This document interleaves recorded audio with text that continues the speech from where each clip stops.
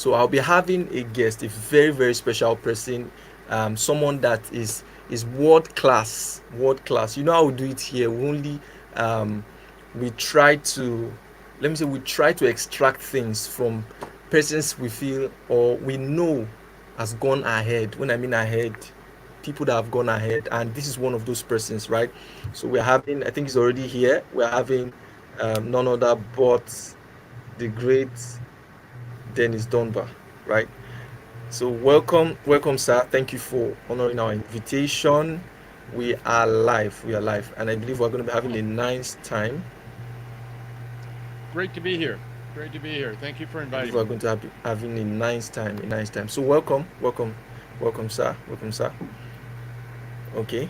So can you give us a brief introduction? Can you just give us a brief? I know you quite. I think a little bit. I know you a little bit. I know you quite. Let me say a little bit. I won't say quite well, quite well.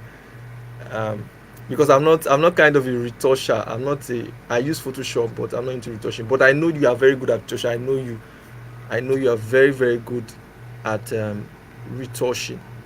So Well, thank you for that. I okay. I got started in Okay. retouching. Well, to back up a long ways, when I was in college, I studied Okay. engineering. I thought I was going to be Wow. a mechanical engineer, Okay. but I found I took every class except engineering classes. And along the way, a Okay. friend of mine picked up a camera and was the first person I could relate to who was really having fun with photography, trying to take something interesting and creative. And so that got me caught up in photography. He wound up becoming a software engineer, and I wound up dropping out of engineering school and getting into photography. And along the way, in the late 1980s, I started to hear more and more about this coming thing about using computers to retouch photos. And I thought, ooh, that sounds kind of interesting. So I was working as a photo assistant for advertising photographers, lifting lights and carrying sandbags and Okay. whatnot. And I kept thinking, like, this would be a lot easier if we had a computer. We could just do this or that. So at one point, I just kind of got swept up, and it became a very compelling thing. Every moment I wasn't working, I was trying to learn about this new coming thing. And back in 1990, there was no internet, there was no information around about it. So you got out the telephone book, and I called everybody I could think of. I looked up numbers, made notes, finally found somebody who worked at a photo lab here in Los Angeles who had a digital department. And his attitude was the more I teach people about this, the more clients we're going to have. So this guy was, Okay. his name was Charles James. We lost him a couple years ago, which was really Oh, sad. But sorry for that. Charles was such a smart guy and very talented and very generous. So he helped me first get a handle on what I needed to do and how to learn it. I paid a lot of money for 6 hours of one-on-one lessons Wow. with him, and then it became clear the only way I was going to learn this was to get my own computer and jump in with both feet. So in February of '91, I bought a Macintosh computer system Okay. with a scanner and a laser printer and all this stuff. Wound up being like a $50,000 computer lease that I signed, and figured now I got to learn how to do this. So that kind of got me started on the prospect. I Okay. As I was learning, I reached out to photographers I knew and offered to do portfolio samples for them just so I could learn. Okay. And one of those photographers I did a few samples for was the guy J.P. Morgan. And Okay. JP was a big advertising photographer at the time. He shot a lot of things like people in sets with lots of flying props and things, and lots of action in that. So a lot of the work would be like retouching wires and things out of the image or whatever. Uh, but one of his clients was the famous B movie director Roger Corman, Oh. and Roger wanted to go from the old ways of cutting and pasting and airbrushing to making movie posters on a computer. So JP Okay. introduced me to Roger. So I wound up Okay.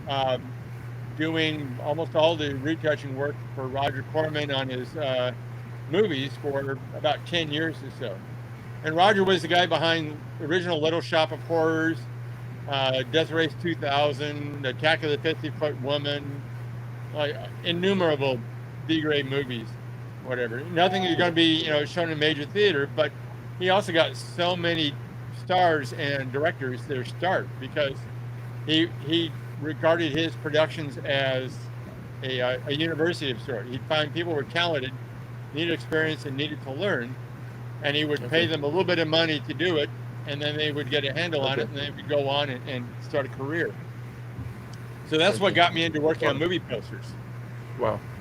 Wow. Wow. Yeah, That's nice. and That's the nice. great thing about working with Roger was um, he had different designers working for him as well because he was constantly turning over the designers who worked for him. And those designers Okay. went off and worked at movie poster agencies and things like that. So that was kind of Okay. like a built-in networking mechanism. Okay. But So you that was can how I be got started. okay. You can be a movie poster designer without being. You can be a retoucher without being a movie poster designer. Right, right. In movie poster Okay. work, um, Hmm. the way it works is, especially for the major movie posters, it goes through many stages. The studio Okay. first, the studio has a movie. They reach out to Pictures. three Okay. or four different ad agencies Okay. and say, come up with ideas. And it starts Okay. off with sketch pads and making sketches. They may not even Okay. shot the movie yet, but they start off with Okay. trying to come up with ideas. So it goes through Okay. a long process and very many iterations of design. But when it finally comes down to we've approved this design, Okay. then they go to what they call the finishing stage. This is where somebody like me comes in. I take the design, the low res comp, and I turn it into high res finished art, ready for production, ready for posters and on the Oh. web and all that. But we have to Okay. really go through everything with a very fine tooth comb, make sure everything is perfect, do all the retouching, rebuild it so it's got high resolution elements. Uh, and nowadays, now that files are being passed around more and more and repurposed for things a lot, we also have to make Okay. sure that the way the file is built, the workflow is really sound and clean and Okay. easy for somebody else to pick up and change. Because like I'm just working on something for a Paramount streaming show now, and the main Okay. art is going to be a poster, it's going to be a billboard, it's going to be cropped in very different ways, but the figure and the main star has to be separate from the background so they can move them around in the background to fit different props. Okay. So that kind of stuff is very, very common. You have to have a really solid workflow. So there's a whole Okay. career built around people that do what I do called finishing, Okay. and it's a lot of fun. I also Okay. I also Wow. work Wow. for a lot of photographers, retouching photographs for Your own photos. products, for Okay. beauty shots, for compositing, doing all kinds of stuff. So I like to splash around in a lot of different areas. Okay. So for a, I think when it comes to creativity, all the fields they are kind of related, especially when it comes to getting clients, um, taking on big projects. I think it's kind of the same. You can use almost the same tactics. So I'm going to be asking. I know we have a slide, but before we go over to the slide, I'm just going to be asking a direct question. So you've talked about your journey, how you started, paid to learn, and things like that. So, and certainly I know that you didn't start this way, right? You didn't start with working. I mean, I saw your portfolio. I was amazed. Um, and the years of experience, in fact, the time you started, I'm not sure my dad and mom had come together. that's that's a lot of years.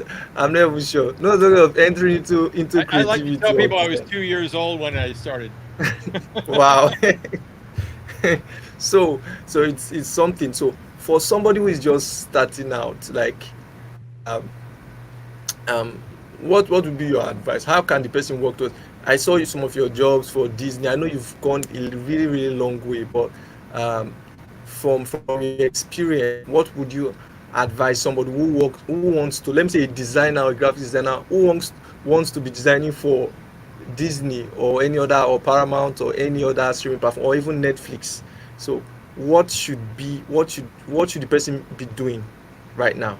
Well, that's what I've got the slideshow about. That was what I figured was going to focus the talk on: how you build a business as a creative, especially as a Okay. independent freelance person, as opposed to an employee. Okay. For that, so much more of the Okay. work these days are done on a freelance basis. But that was kind of what I had.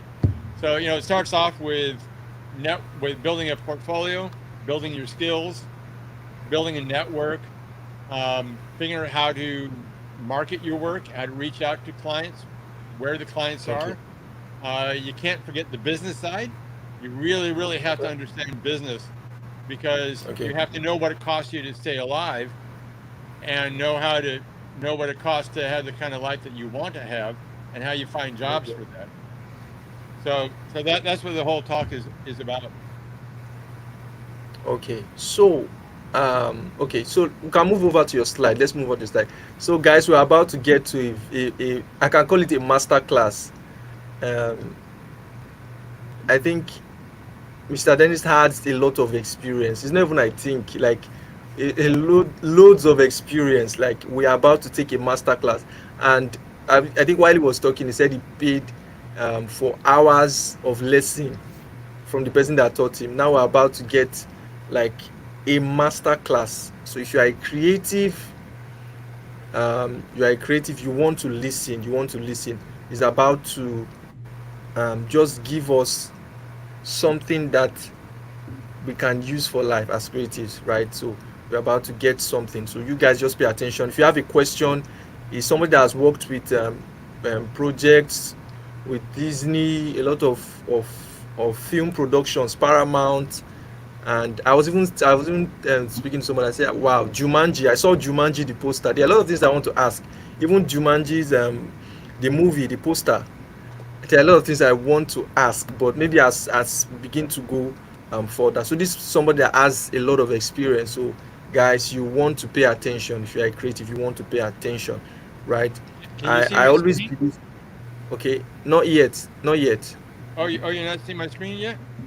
No, no, not yet. So Oh, so yeah, not yet. I think you have to try again. Try again.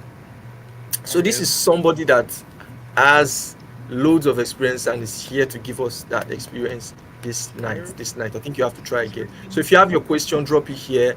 Drop it Okay. here. When it comes to the business aspect, you would get answers. When it comes to the creative aspect, how to position yourself, right? You would also get answers. So you just drop your questions on the comment section. Drop your questions on the comment section. Drop your questions on the Can you see comment this now? section. Okay, I can't see it. I can't see it yet. Oh, Can't see it yet. you I think cannot. there's no. Maybe it's Oh, the network. I don't know. Maybe it's the network. Maybe it's the network. yeah. Maybe it's the It network. says I'm sharing. I can also just get away with talking, but let Okay. me try the stop. Let me try share again. Okay. Okay. So guys, drop your questions. Drop your question. Drop your question. Like I said, Mr. Dennis Dunbar has over 30 years experience in what he's doing, and he has designed. He Oh, has worked there with. we go. Okay, we have it here. So he's going to share his Okay. slide and he's going to start the lecture. Yeah. First I wanted to show you my. This is my website. If you have any questions, you can reach me through here. There's a contact Okay. Dennis thing, so you can go to dunbardigital.com and just send me an email. That's a great way to get a hold of me. Um, for the entertainment work, this is some of the movie poster stuff, entertainment work I've worked on for these things, so you guys get an idea. Lately, I've been doing a lot of work with Paramount, but it's Peacock, HBO, lots of different, lots of different clients for things like this. Wow. I've also worked on a lot of product work. So I work with a lot of different photographers in a variety of other ways. So I've got that going for that. But what I wanted to focus on right now was this. Here's the slideshow. Do you see the building a career as a freelance high-end retoucher? Do you see that? Hello?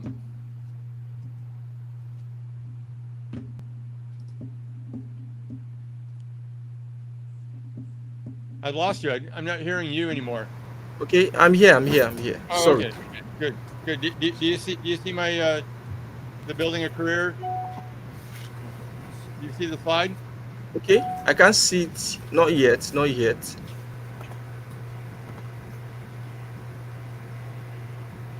You're not seeing the slide yet? No, no, not yet. Okay. Let me Yes, stop not the yet. screen, the window. So guys, drop your questions. Drop your questions. Drop your There. questions. Do you see it Okay, I now? think I can see the slide. We are about to get a master Okay. class, right? Okay. So So this I titled it for a high-end retoucher, but this applies for designer or any kind of a creative aspect for it. okay, The first thing you have to do is master the skills you need.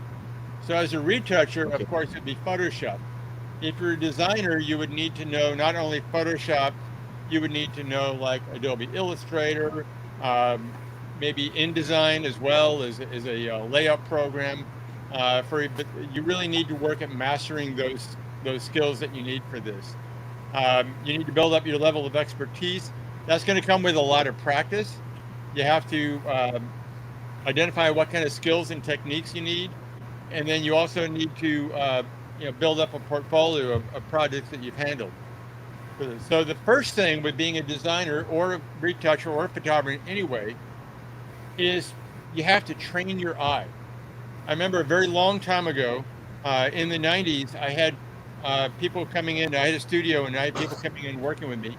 And I hired this one lady to come in and freelance with me for the day. And she had written a book on Photoshop and written a book on one of the early 3D programs. Technically, this woman knew everything inside and out. I thought it would be great.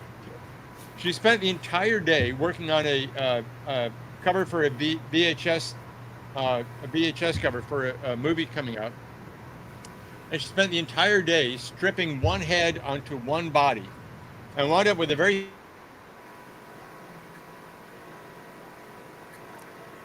okay. I think it's okay. So if you are here, you want to ask questions, just begin to drop your questions. small one with it. Okay, begin to drop your questions. Begin to drop your So, questions. Okay, can you just take that part again? I think we lost you there. oh, Can you take okay. that part again? So Yeah. I had somebody working for me who had written. Uh, she came into freelance for a day, and she had written a book on Photoshop, and she'd written a book on some Okay. early 3D program. Technically, she knew everything really well. She spent the entire day stripping one head onto one body for a VHS cover, and it wound up with a very small head on a big giant body, and she had no idea anything was wrong because she was technically minded, but she had not trained her eye. So you need Oh, to really train your eye. You need to know the foundations of good lighting, good composition, good color. You need to know when things look right. So have to develop an eye for detail. You have to okay. study high-end images, study color theory, color harmonies. I really recommend to really get color theory and color harmonies, study master painters. The old master painters, they really had to be very, very intentional about Okay. Can you give us palettes they okay? used. Can you give us any example of? Can you just give us a name of somebody we can study about? Somebody they can study about. Uh, A if, master if, painter they can study about. if Yeah. you if you go onto Google and just search uh, classic master painters, it'd be like Da Vinci, Degas, Okay. Okay. uh, Okay. Okay. Definitely. you know, Okay. in any sort of really acknowledged master painter. The issue is Okay. when you're photographing, if you come from a photography aspect, you look at a scene, all the colors are given to you. And so you don't really have Okay. to think about the color harmonies and the colors that are there that much. You don't have to be intentional about it.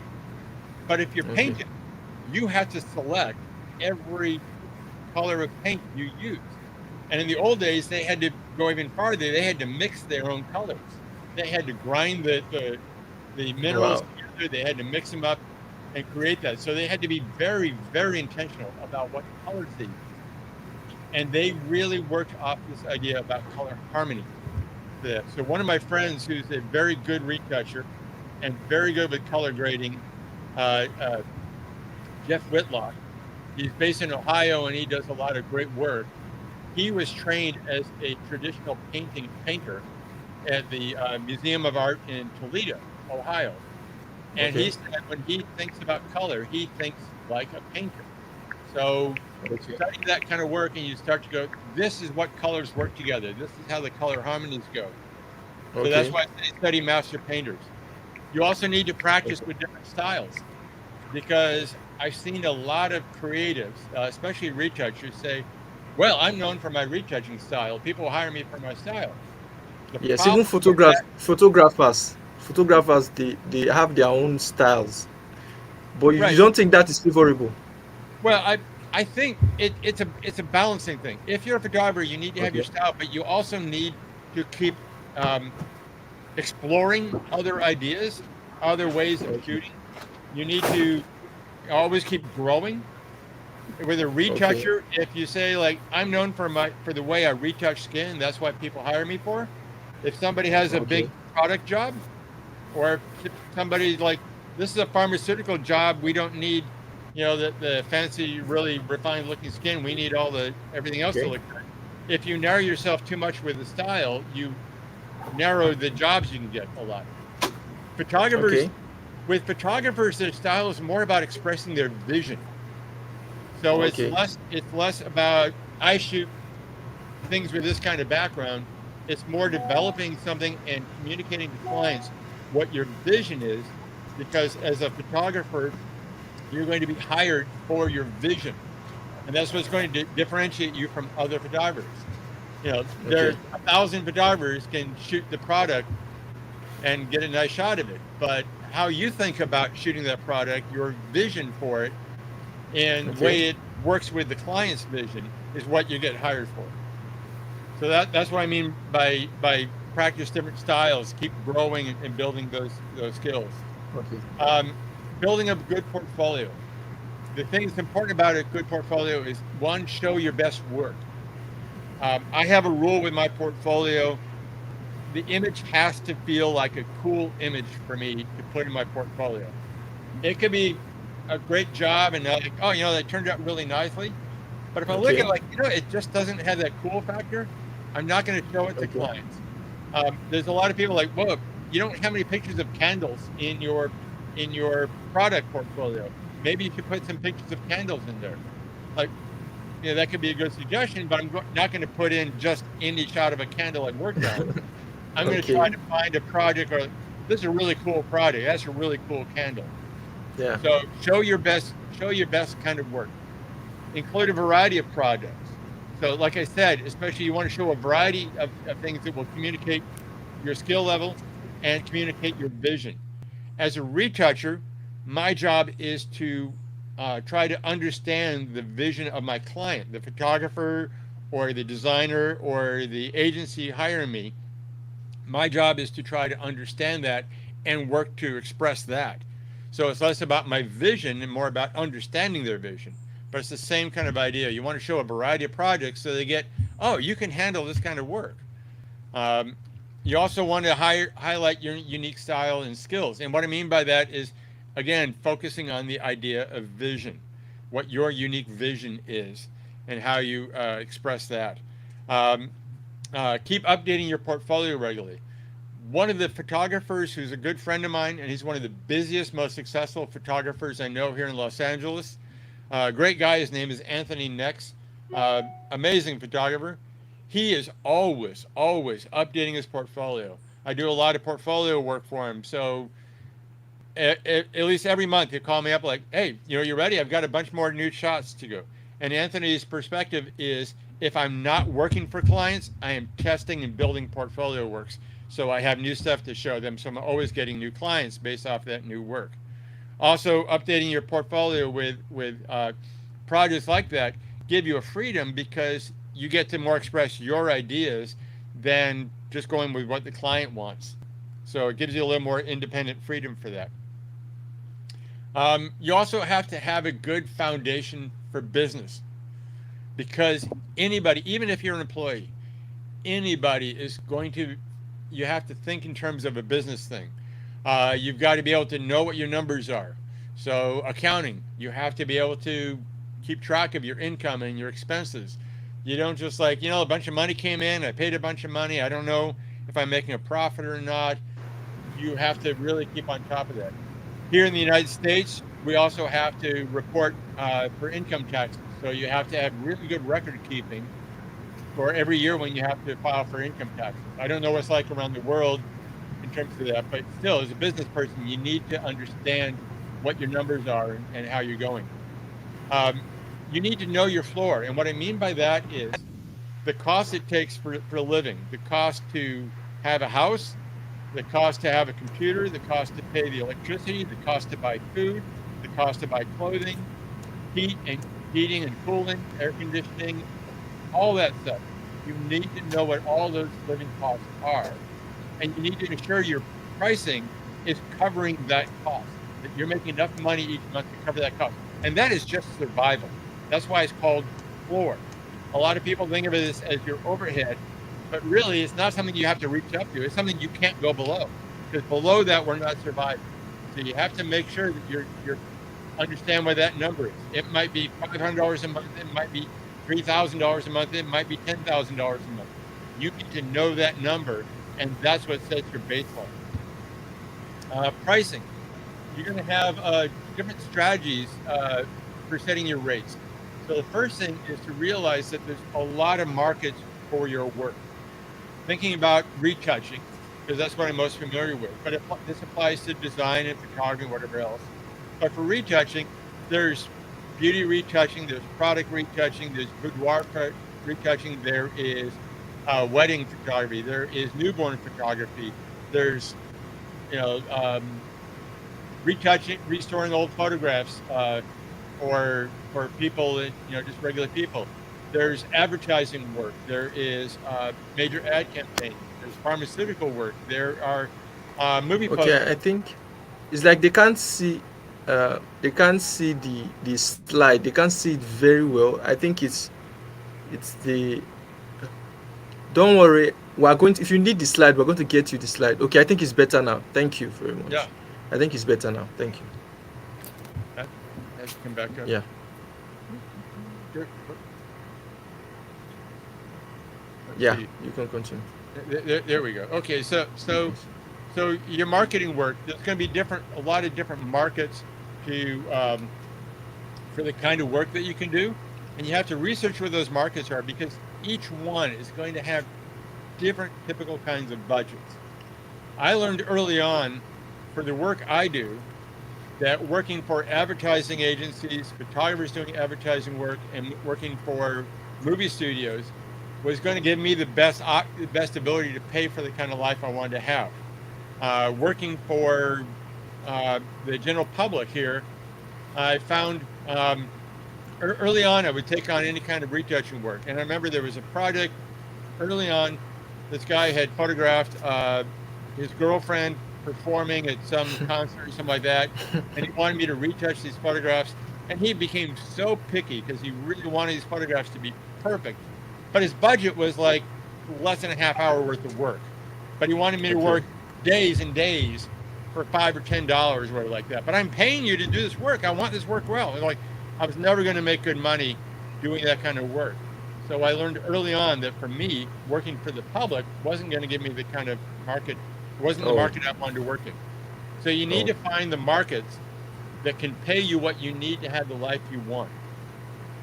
Within that, you also have to consider for pricing things like the project complexity, how complex it is. Okay. So please, can I come in? Yes. Can I please come in? Okay. So for a designer, let me say a poster designer, sometimes some producers can come to them directly. Let me say an individual can produce a movie and come to them directly. So, but sometimes with what you said, or with what you just said, should they be going for film houses instead of individuals? Is that what you mean? No, should they be going for film houses? That's not what I mean. What I mean is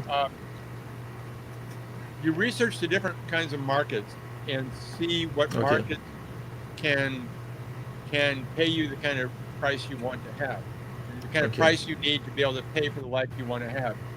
And then Okay. when people approach you, you can say, you know, Mr. Independent Movie Producer, I'd be happy to work on a poster for you for this. My budget for, my price for the beginning stage of this Audio. work Okay. is X dollars, X Okay. amount of. Can you repeat that part? Can you repeat that part again so we can get you? I think the audio went out. Once you understand what price structure you need to have, Okay. then you can say, when the client comes to you, it could be an independent person, it could be somebody from a big studio, big ad agency, Okay. but you can tell them, this is what my pricing structure is. Okay. So like for a designer, um, I don't have experience as a designer, so coming up with budgets for design work, I think typically what they do is come up with, like, okay, we'll come up with 3 versions, we'll come up with 4 versions, we're going to go through so many rounds of revisions on these, Okay. and the price for this kind of project typically starts at Okay. X number of dollars, whatever that price would come Okay. out for, $100, $1,000, $10,000, whatever that price is. But then when the client comes to you and says, like, oh, I have this project for you, like, great, my price for that starts at this. They go, fantastic, that worked for me. Or like, oh, I Okay. only have a tenth of that. Then you can say, let me Okay. help you find somebody who can do that. Or maybe we can trim down Okay. what we're doing for you to fit your budget. But if Okay. you don't know what your floor is and you don't know what price you can get, then you're going to Okay. think, all I can get is these $5, $10 jobs that Okay. I'm going to work really hard for and just barely survive. So that's what I mean. What I mean about Okay. researching your markets is when you're promoting yourself, when you are trying to make connections to get work for that. You Okay. start looking around and finding the clients who can pay that. But you don't turn down clients that come to you that you haven't Really? approached. Hey, What's the other option? Because we're talking about why do you think you shouldn't turn down the client totally? Like, I'm not doing it. I don't do that. Then you just turn down the client. Why do you think it's not advisable? well, I think a mentor of mine, she taught a lot of business strategy classes, and her mantra that she kept repeating was, be attached to producing a result, be committed to producing a result, but don't be Okay. attached to how it shows up. Oh. So you're thinking, like, my goal is to make X number of dollars this month. Okay. That, and if a job comes up for you, like, oh, I don't think you're the kind of client, that could pay this, and you just turn them down without knowing what their budget is, you might Okay. miss that opportunity. But if you understand what it costs you to do the work and what you need to make from the work, then you can also use that as a filter for that. So I have clients Okay. reach out to me frequently, like, oh, I've got this image I would love to have retouched or whatever like that. Okay. So typically I would start out with, if it's somebody I've not heard about, if it's somebody I'm not familiar with, I reach, okay, describe to me what it is you need done, and do you have a Okay. budget in mind? And quite Okay. often they'll say, yes, I have a budget in mind. I've got $50 Okay. for this. Like, well, that's, my rate's $150 an hour. That's Okay. below what I can do. Let me help you find somebody who could. Or if they say Okay. I don't have a budget, I'll say, this looks like it's going to be 2 hours of work, 3 hours of work, a Okay. half hour of work, whatever, for this. And here's the rate Okay. I think it would be. But you use that as a way of filtering. But if you don't know what price you need to get, what you need to be making in terms of as a business, you're going to be not as able to filter out by using your price, and you'll take on more lower price jobs just because you can't get anything, and then you're working really hard for clients who are never satisfied, and you start hating your life and thinking, like, oh, this is no good. I'm just not making a Okay. go of it here. So you need to think like a business person and know what your cost is. Business person knows, I have a cut of meat here, and I know what its worth is. I'm not going to tell it to somebody that comes along and offers me 1/10 of that, unless Okay. there's something Yeah. really extraordinary going on. So you have Yeah. to understand the value of what your work is. Yeah. That also gets us into negotiating. Uh, when I was just out of college, as I was starting to learn about photography and starting to learn about things like this, I worked at a chain of stereo stores here in the U.S., and that was in the days when you could negotiate prices. So I had a lot of conversations with people. You know, like, I'll sell you this stereo for X dollars, and we negotiate back and forth. So learning negotiating skills was really helpful. Just being able to talk about money without getting nervous, without feeling like it was about me Okay. personally, really helped Okay. a lot on that Okay. aspect. So you need to understand how to negotiate well. You also need to learn how Okay. to diplomatically deal with difficult clients. You'll have some clients who are really easy to deal with, and that's going to be wonderful. Yes. Always going to have clients that are picky and more difficult, and you really need to learn how to listen, how to find a way to address their concerns without feeling like they're getting personally attacked. So you have to really understand about dealing with difficult clients. You also need to Wow. understand the legal issues. So one Okay. of the things that comes up more frequently now are things like copyright issues. Now, I don't know how it works where you are. I don't know anything about copyright rules where you are. Copyright. Yep.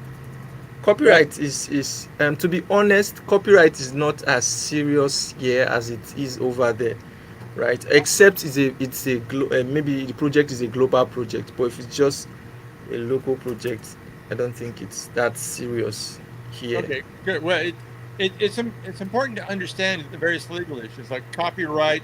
Do you have permission to use the photograph of that person?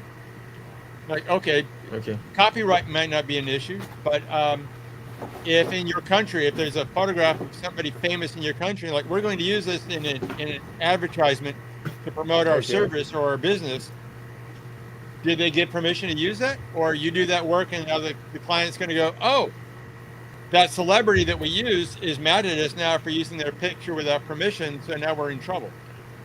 So Okay. you need to understand wherever you are what the legal issues are I about think that. I think that has happened like one or two times. I think a brand used the picture of another celebrity. Like I said, when it's very popular, when it's now using pictures of some global persons, I think it could affect, and it has affected some people over here too. So I think that's a Right. serious thing. Yeah. Yeah. So you just need to understand that and just be aware of it. It's gotten a lot tighter here in the U.S. in the last 20 years, and I think that's a good thing. Um, Yeah. one thing you have to understand is you can't just find pictures on the web and download them and use them because somebody owns that picture, and your country may not have tight copyright laws, but your client could get in trouble for that, or Yes. somebody could Yes. In the send long a run. takedown notice, Yeah. and all of a sudden you look bad, like, hey, you just took this stock photo, you didn't pay for it, and now we're told we have to take down all the ad work you did because you're Yeah. the owner of the photograph. So you have to pay some attention to it. Yeah. Of course. Networking is also a really important aspect about being in any business, and whether you're an employee or whether or not you're an independent business person, freelancer, you need to understand networking for that. Ways you do this is basically trying to put yourself out there to meet people in various ways. So here in the U.S., there'll be conferences and different meetings and things, events for that. I try to go to that and I try to meet as many people as I can. Social media, online communities, online forums is a great way to find people and connect with people for that. Okay. Collaborating with other professionals is a great way to build a network for that. When it Okay. comes to networking, a lot of people uh, think like, well, I have to go and I have to meet so many people. I have to get so many business cards. I have to do this. That's not really what networking is about. It's about trying to make connections, genuine, real connections for this. So there are two things I would say about networking that are really key. One is a photographer several years ago who was speaking at a lot of conferences. I think his name was Zach Arias. He was saying, like, I'm really an introvert. I'm really not very comfortable trying to be interesting to other people. He was Okay. giving this at a talk at a big conference in Dubai or somewhere like that, I think. And he said, you know what? It suddenly dawned on me that the way to be interesting is to be interested in other people. Okay. So if I meet you somewhere, I want to learn about you. I want to ask questions about you and, like, what is your background? How did you come into this? How did you start this great thing you're doing? You're Okay. doing all these. Tell me about the programs you're doing. Now suddenly, because I'm interested in you, I become more interesting to you. And you're going to have a much better Okay. feeling, like, wow, Dennis was a really nice guy. I really enjoyed talking with him.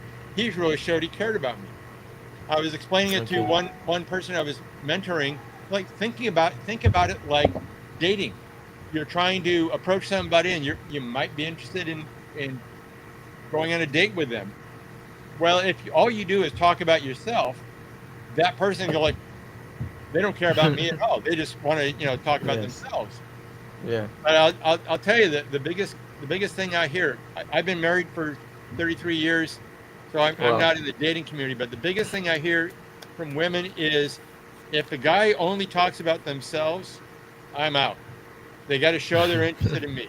So you think about networking that way. You become interested in other people, ask them about themselves.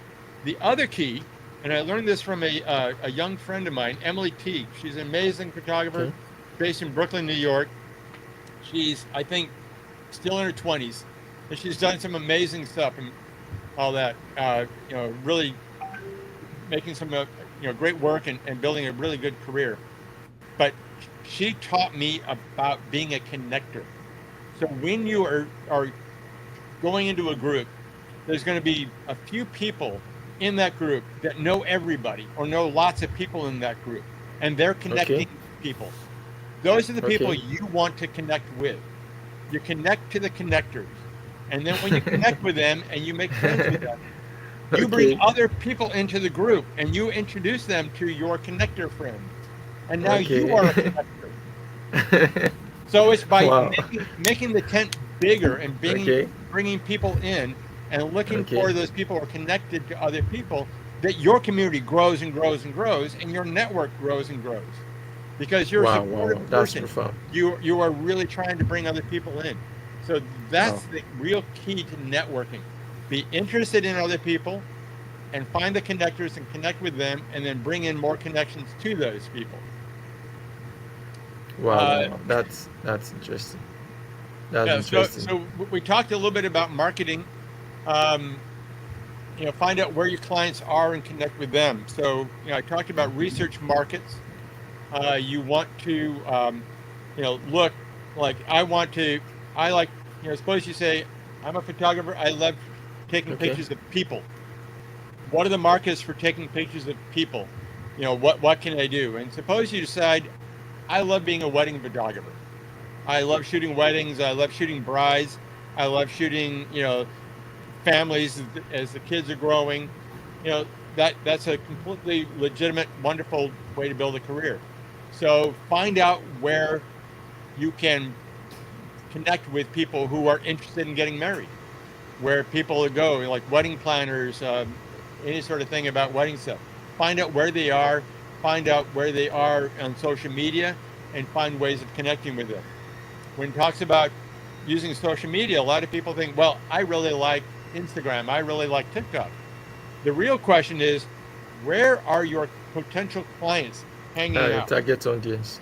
Yeah. And so Where's if your your target potential audience? clients are hanging out in a social media site that you're not Yeah. really active in, maybe you need to become active in that social media site. So Okay. I So can where imagine. do you think? Okay. Just a quick question. Where do you think designers will find? What platform do you think designers will find their clients mostly? Is it on TikTok? Is it on Instagram? Is it on Um, Facebook? I think it's going to be several places, but Okay. I would say for commercial kind of work, uh, Okay. design work and things like that, um, LinkedIn is going to be an important place to Oh. be active in. Um, Okay. I find it's interesting with Instagram. I'm not hearing a lot of people getting jobs off of Instagram. I know Okay. photographers who get like lots of likes. Like, oh yeah, I've got 10,000 likes on this image. If Yes. I get 40 likes on an image in Instagram, I'm thrilled. My reach just isn't all that big on Instagram apparently for that. But it's turning the likes into jobs. That's the difficulty. Yeah. Yeah. TikTok Yeah. could be effective, but a lot of these things are really short, momentary things. Can you say that It, again? Can you say that again? Because most times designers are just, or creatives, I think most times they just post their work just to get likes. They don't know how to convert it. They don't even mind it converting to money. They just like the likes. So can you just talk about that again? Yeah. exactly. Likes and fans of your work are going to feel good, but they're not going to pay your rent. Okay. That is really important. And one of the big mistakes people make, and when I mentor retouchers, Yeah. one of the mistakes that I see a lot is they're looking at work that gets a lot of likes and saying that's the work that I have to mimic. I have to do this style of work to get jobs. But what they're realizing is an awful lot of the people liking those, like if you have a picture of a pretty girl in a bikini, you're going to get a lot of likes. Of None of those course. likes are ever going to turn into a job. Of course. Nobody's going to hire you for that. For that, Yeah. this is just older men like, oh yeah, I like looking at pretty girls. Yes. So you have to realize like it feels good to get that, and it's good to have a presence so people see your work. Yeah. But the likes are not what's going to turn into jobs. So one of the things you need to be able to do is to be able to track when I post on Instagram, I get a lot of likes, but it doesn't turn into jobs.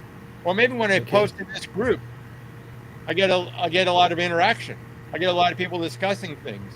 Okay, that might turn into something. For me, Okay. if I post work on LinkedIn, and I try to do it at least once a week or so, but if I post work on LinkedIn, I start noticing I'm getting more requests from the studios, from the agencies that work on movie posters. I get Wow. more like, "Hey, Dennis, been a long time. We have another job for you." I'm like, Wow. oh, last week I posted something and I saw you commented on LinkedIn, and now it's turning into work. So you have to find where those clients are. So if you want to be an Okay. influencer, social media can be great for influencing. That's going to require an awful lot of work. You're going to have to constantly be producing Okay. new content on there again and again and again. Okay. TikTok or whatever. I don't go on TikTok very often, Okay. but like, how long does a post last on TikTok? 15 minutes. Okay. So you have to think about those terms. So if you are a designer there, how many of you are in LinkedIn? If you are on LinkedIn, then say something. If you're on LinkedIn, I'm sure a lot of persons, uh, most persons, a lot of persons are not on LinkedIn here. I'm very sure. So it's a candid advice. Go be on LinkedIn. Go be on LinkedIn. Go be on LinkedIn, and try to post your work on LinkedIn. Then see how far it goes. Go be on LinkedIn. Take that as an assignment. Go and be on LinkedIn. Do that as fast as possible. But have you gotten any project from LinkedIn, like a client you do not know anything about, just contacted you on LinkedIn because you posted your project? Has it happened like that before? I've had clients I don't know reach out to me fairly often, but they don't tell me I saw your post here or On there. LinkedIn? Yeah. It's just Okay. it's always my younger daughter is an engineer. She works for Gallo Wines, but Wow. she's on the That's marketing nice. team. And one of the Okay. things that she says is fascinating is being an engineer, she's very used to like tracking numbers, and numbers make sense, Okay. and this is predictable. With marketing, like, yeah, none of it's predictable. None of it's easily tracked and Someone tracked. someone is saying So that. you have to Okay. just Sorry. observe a lot. Okay. Please. Someone is saying that. I just want to be reading the comments so they know that we are with them. So somebody is saying that is in LinkedIn but is not active. So go and be active. Go and be active. So you were saying your daughter, she you're talking saying something about numbers. Sorry Yeah, for breaking she's it. Yeah. my daughter Katie is an engineer. She's used to numbers, but she works on the marketing team for Gallo Wines. Okay. And she said one of the things she's amazed about it is nothing is clearly predictable. Nothing. It's not. With engineering, you're like, I build this, it works or it doesn't work. With marketing, I make this effort, tracking the results from that effort, where it comes from, is more challenging. So that gets Okay. back to that mantra about be committed to produce a result, but don't be attached to how it shows up. What I do Okay. when somebody reaches out to me that I haven't been familiar with, that I haven't contacted with, say, yes, I would love to do this. Do you mind if I ask, where'd you get my name from? How did I come onto your attention? And that can often be a good way to do it. You ask in a very friendly way, but that can be a good way to for them to for you to get an idea about where they're coming from Okay. for that. Okay. Beautiful. Beautiful. So I'll show a little more about Beautiful. link. I'll show a little bit more about LinkedIn when I get done. I think I have one more slide to do after this, but I also say you want to be able to have a professional looking website. Um, that's going to Okay. be a basis. When people find you, come across you and your work, they want to make it. You want to make it easy for them to go and learn more about you. A website that you own, that you control, is something that can't be taken away from you. The social media algorithm is always being changed. People Yes, of on course. photographer friends on Instagram say, yeah, 2 weeks ago I was getting all this interaction and now it's dropped off. Like, well, they changed the algorithm. You can't control that. If you have a Yes. website, you can control, like, my website's always here. People can always find me there. So you have a professional website. Um, when I say engage in marketing, in content marketing, I mean write a blog. I have a Substack blog, uh, and I can show you the link for that. But I'm on Substack, and I write tutorials on Substack about retouching work, about something to do with Photoshop work, whatever. So that's a way for people to get to know me. And with Substack, you can clearly track how many people are looking at your articles, how many people are subscribing to you. You can download that information. You can save the email list that you build up with that to your own computer, so nobody can take that away from you. It's a great way to do that. But engaging in some kind of marketing where you're always getting out there and not just give me work, give me work, give me work. Like, hey, here's something that I'm doing that might help you learn something. You're like, oh, here's a cool thing I learned about the way color works. Let me talk with you a little bit about how color impacted this. If you're a designer, you could do articles about here's the design I took from the client. They start off with this, I turn it into this, and look at the results they're getting and talk about how you made that project work and how it improved things for their client. So people seeing these stories are going to like, oh, I want some of that for my business. So they'll be more likely to hire you for that. Also, I say use a CRM to track your interactions with clients and potential clients. CRM stands for Content Relationship Manager. So I use one called Cloze, Cloze, but there are a lot of them out there for that. And it helps me, it keeps track. I can look up a person and it can say, oh, you had these phone calls with that person, you had these emails with that person. It has different links and things. I can find them on LinkedIn. I can find them on Instagram. I can find them on Facebook. Different ways of tracking this. If I send an email to a client using that service, it will even track when they open the email. So I know the email has been read. So anytime I'm sending an email to somebody, I want to make sure I know they received it and read it. I use that. I'm helping a friend of mine, an older photographer friend of mine, get into a gallery for rock and roll music. And when I send emails to the owner of that gallery, I use this. So I go, oh, Sam opened up that email. He saw it. Good. We're getting some notice. I'm not going to jump on him after that, but I know he's noticing what we're doing. So it helps me with that. So a CRM, Content Relationship Manager, can be really important. Uh, this gets back to the social media presence. Um, with LinkedIn, create a professional looking profile highlighting your skills and portfolio. Include links to your website and other sources. So for Instagram, or for LinkedIn, include your website your LinkedIn or your website, your Instagram, your TikTok, whatever social media you're on, include links in that in your profile. Make it easy for people to find you.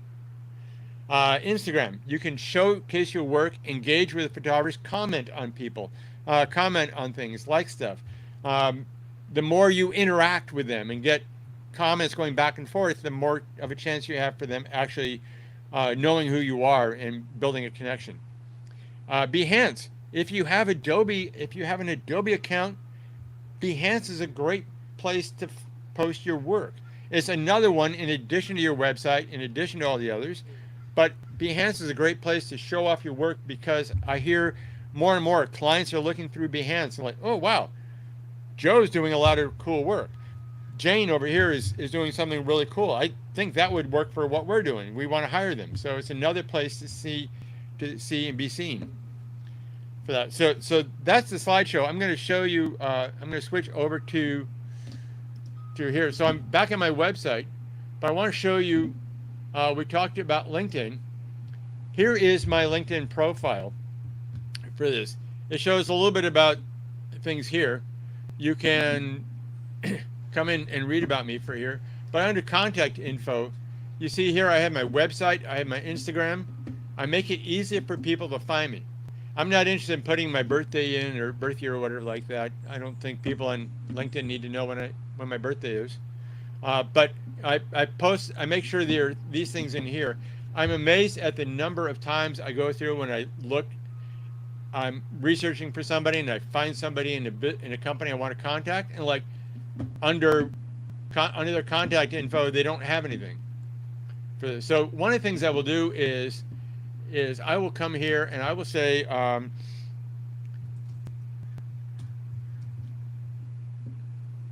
here's a company I'm working with on a job now for this. So they're doing entertainment movie poster kind of stuff. I'll go to their page and look through here and see the kind of work they do. Then I can click on people and I can see all the people who work here at this company Aspect, and I can track down if I want to.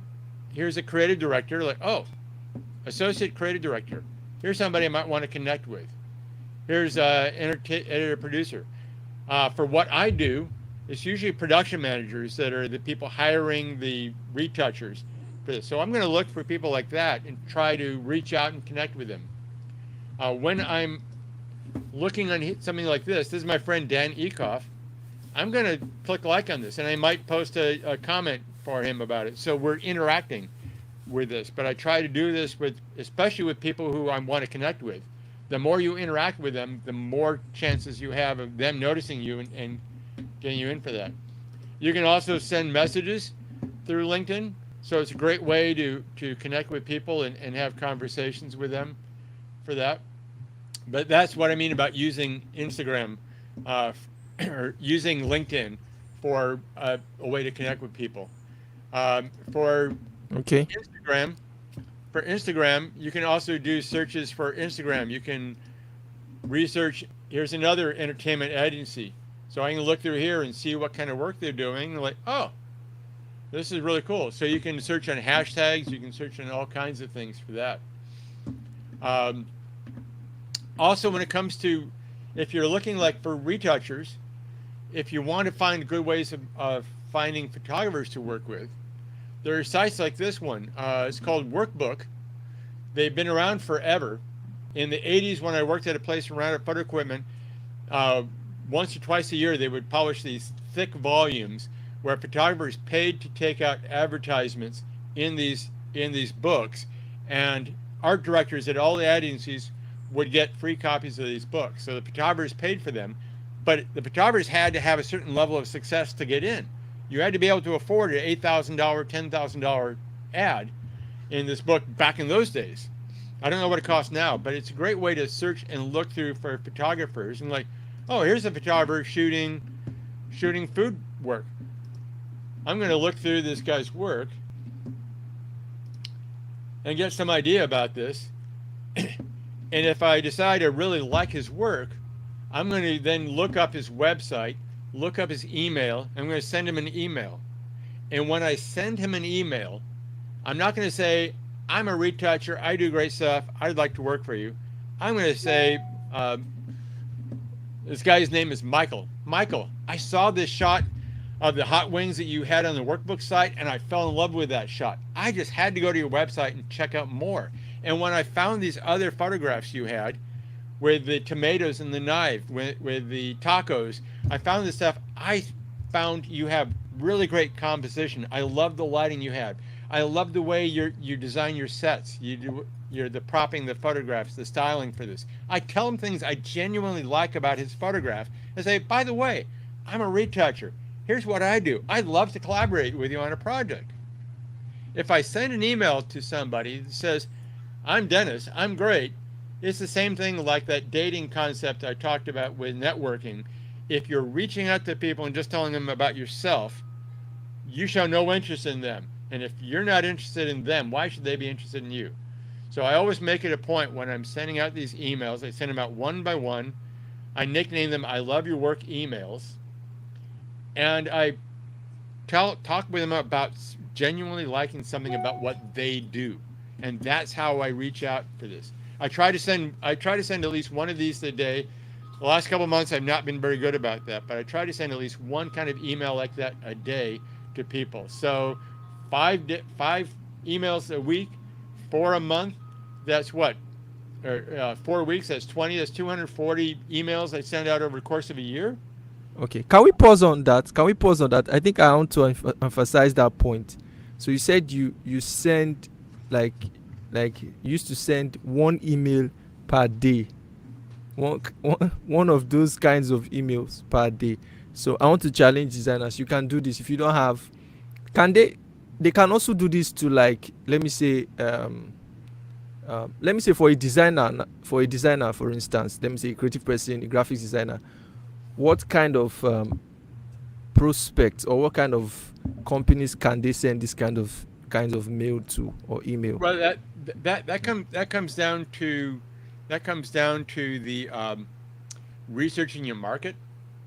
Okay. So there's a lot of ways of researching that. You might Okay. look for like if you're starting out as a designer and you Okay. figure, I like doing stuff for food. I'm gonna Okay. look for restaurants in my area. I'm going to try to identify those restaurants. And you try to look up something like, hey, I came by your restaurant and I loved your food. It was really tasty. I did take a look at your menu and I think, your menu might want to be updated with this. I'd love to help you out with this. Or I checked out your marketing program for this and I noticed, I had some ideas that I thought might help you get better known and bring in more clients for that. But started off talking about, like, I actually went and checked out your business for that. If you, want to work with you know uh, any other kind of business where they're like Okay. that, if you just show you're researching the business a little bit for that, but you've got to Okay. that's how you got to research your individual market. I'm not a Okay. designer, so I don't know as much about researching that as I do about Okay. researching for retouching, but it's the Okay. same principle. Okay. So um, please, I think we are kind of I just want to take some questions from what we have here. I think okay. we have, like, there's a lot of knowledge like flying, lots of knowledge flying, and I really want to thank you for sharing these experiences with us. So I think someone asked you to elaborate on high-end images. High end images. Yes. What I mean by high end images is images that are crafted really well, uh, done created with a lot of skill, um, for like beauty work, for skin work. One of the things I see a lot is a high end beauty retouch will look like a very natural looking person. So if you want to be a retoucher and you want to work on beauty work, um, look at cosmetic ads. Look at the ads for the cosmetic stuff because those are the clients who pay the best for that kind of work. And so Okay. you look at that kind of work and like, oh, look, I can see natural looking texture on the person's face. The color looks good. Uh, if you go on Instagram, you'll see, oh, this gets a lot of likes, but it looks like a plastic doll. The skin texture doesn't look real. It looks sharpened. It Yeah. doesn't look natural. Something Yeah. about the face seems a little off. Whatever. It gets a lot of likes. Like, oh my god, what a big difference. But so the high end thing is sort of a quality assessment, but you're trying to think in terms of what takes a lot of skill to produce. Okay. For a photograph, it could be something that is well styled. It's not Okay. just a bottle placed on a background, but maybe they have some props around it that really kind of speak to that kind Okay. of image. If it's design work, it would be something like, oh, you're trained a designer. This is really good design work. It's not cluttered. They're not mishmashing lots of different fonts to it. The colors all make sense together. They work together well. It's sort of a quality assessment. Okay. Okay. So thank you for that. I believe the person has had what it means. I believe he's a retoucher. So Rodo, I can see you on the comment section. So I be maybe you are a retoucher. I don't know. So okay. So for someone that wants to work, that wants to get, especially from this side of the world, right? This side of the world. For Uh-huh. someone, I know you are not at this side of the world, right? So, Someday I but would like for to visit. someone, okay, would like to receive you. Would like to receive you. I think I was talking to Chris Du the other time. He said he was going to come. He's going to be here. Um, let's say maybe probably next year. Oh, nice. Would like to have you guys here. Would like to have you guys. So I think for someone over, have you ever worked with someone from Africa before? Have you worked with someone from Africa before? Let me say assisting you on a project or something like that. Um, Not specifically Africa. Okay. I have friends in Serbia who've helped me out. I've, Okay. I've, I've been to Serbia and I made some friends there. Um, there, there is, yeah, an awful lot of the work I do, like with the movie poster work, Okay. the clients are very, very protective. Oh. Like Oh. Oh. everything's under a non-disclosure agreement. I can't show the Okay. work until they give me permission to show it. So Okay. if I Okay. bring on, if I bring in an associate to help me with part of it, it has to be somebody I know Okay. well and will Okay. not post the work, somebody It's that I about can to. trust. Um, so I don't know people in Africa.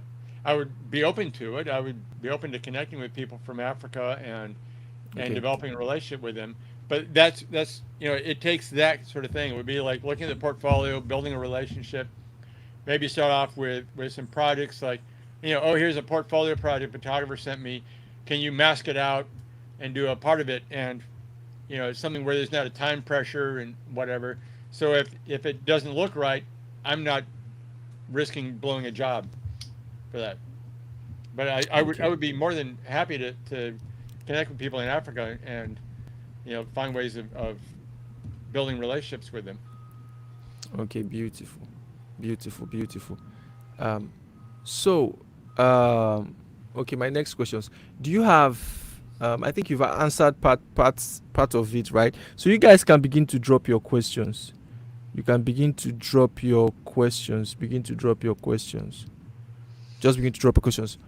So, for a designer that wants to work with, um, I believe you must have worked with maybe Netflix or I've seen the brands you've worked with, right? So let me say for a poster designer that wants to work with those high profile industry, right? I know in some case it might be just someone from someone maybe inside referring you or giving you some task or giving you that connection or things like that. But is it possible, like I know you've worked with a lot of high profile companies, so is it possible for somebody from nowhere from nowhere with all the advice you've given? Is it possible? And if it's possible, how can that happen for somebody or for That, someone? that's a great question. Before the pandemic, uh, very little of that work was done remotely. Um, and the movie studios and the streaming studios are very, very concerned about security of their images. I would Okay. go freelance on site, and each client, each studio I worked at had different security protocols, different ways of Okay. making sure the information was secure. So Okay. you had to be where you could go to be on site. So On that was site. a limiting factor for it. Oh, on Since the site. Okay. pandemic in 2020, now an awful lot of that work has gone remote. So it's more possible. You still have to show that you pay attention to the security aspect about it.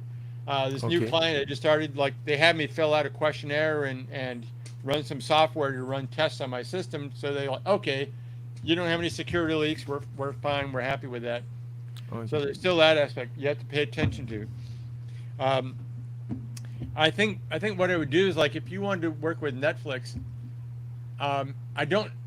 I would research the Netflix company. Like, do they have offices in Africa for marketing? They might have. They might the I think they the do. yeah the They do. studios are going to have the Yeah. studios and the streaming companies. They're going to have offices worldwide because the marketing in Yes. America and in Europe is going to be different than Africa or Yes. Asia. So see if you can identify where that company is, where those people are, and see if you can make connections with them. And there might be a way to start out making connections with them in that way. And then that could eventually build into something like, you're doing a great job for the Africa branch. Hey, we have something for Asia. Like, can you take a thing for that? So it could build. But I would start at trying to find the most the closest connections to you physically that you can find because they'd be more familiar with you, with the Okay. time zone you're in. It's not going Okay. to be such a difference. Might be easier for them to build a trust with that. I Okay. do know some of the studios, some of the ad agencies that work on movie poster work, they're branching out how they have, where they have people working for them. So like Okay. one of the agencies I work with is, oh yeah, we have a team over in Central Europe that does masking for us. So like yeah, we send them the image and overnight, because there's a time difference. Overnight they do the masking work for us, and when we come in the morning, we've got all the images masked. So there's possibilities of getting on teams like that, but you Okay. have to research each one to see how they're doing it.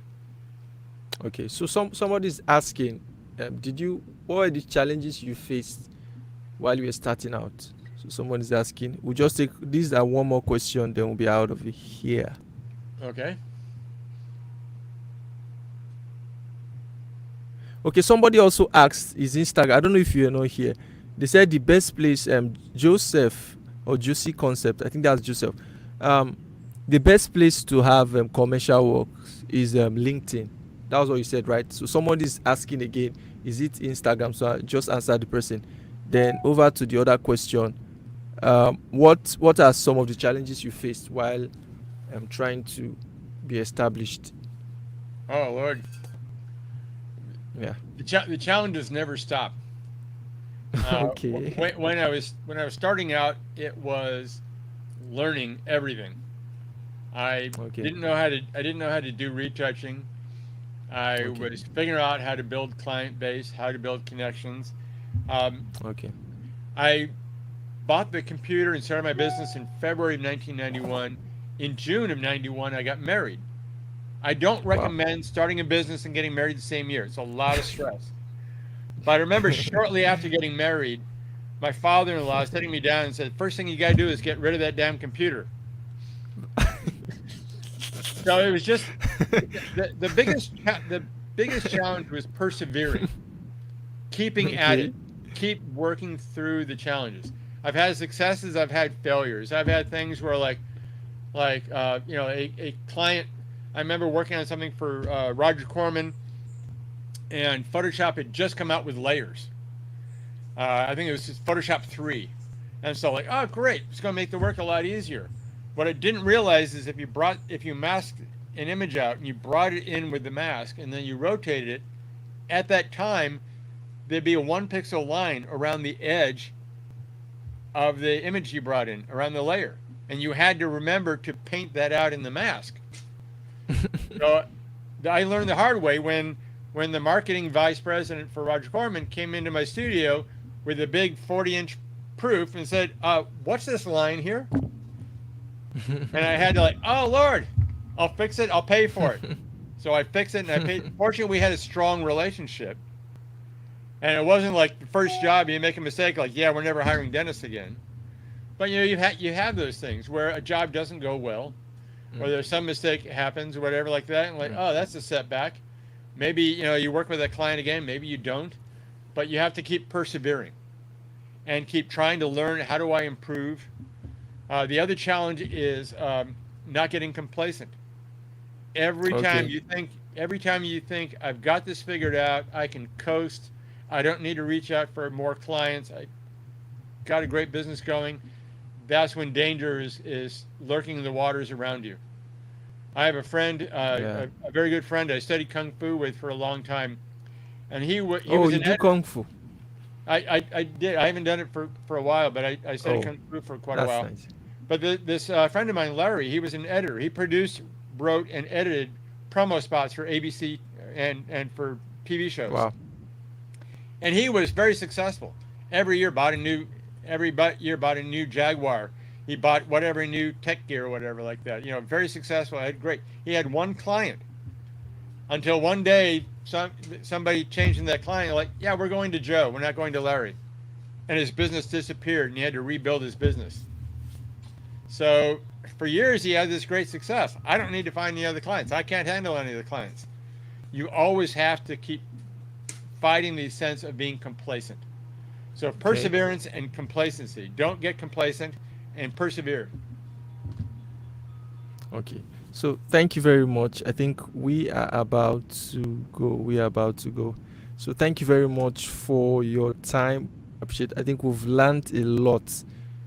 Like I'm glad. So just like you compressed your experience and you just gave it to us. So I think I myself, I learned a lot, and I wish we could extend the hours and hours and hours, but I think it's something we'll do from time to time, right? I would even like a session where you are going to be retouching, like we're going to share your screen. Yeah, I would be happy to do that.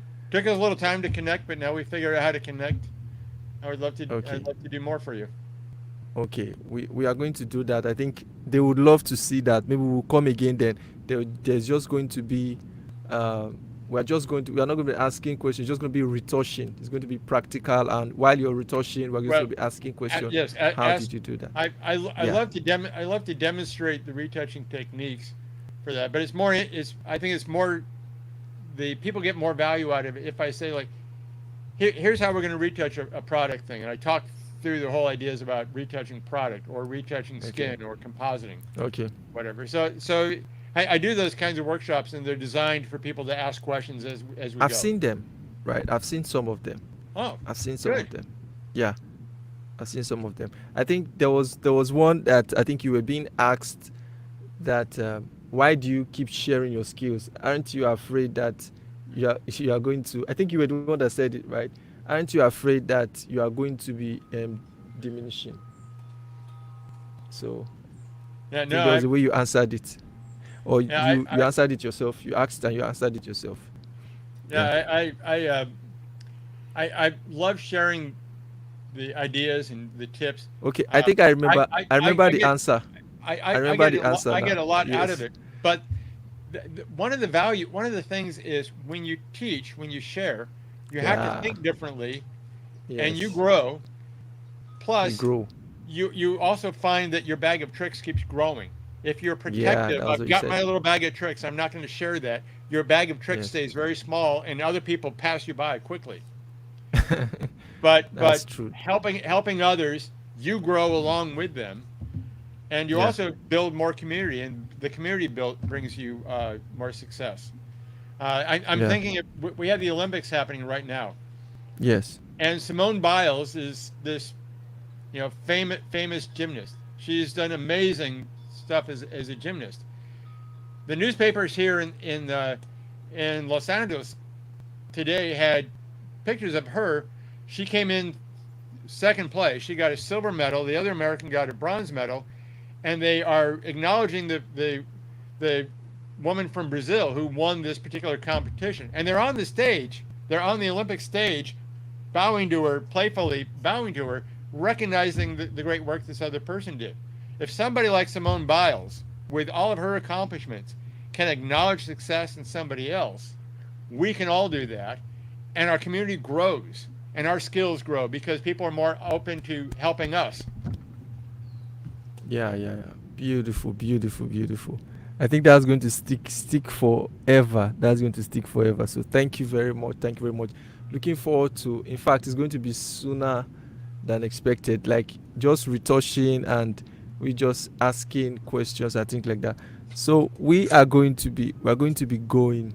We're going to be going now. So really, thank you for your time. Okay. Thank you for your time. Really privileged to have you here. And meanwhile, the design is the we've been having questions from some of the participants. I know you know of the designery, the judges, the design Oh yeah. competition, right? So we've been having questions from some of them.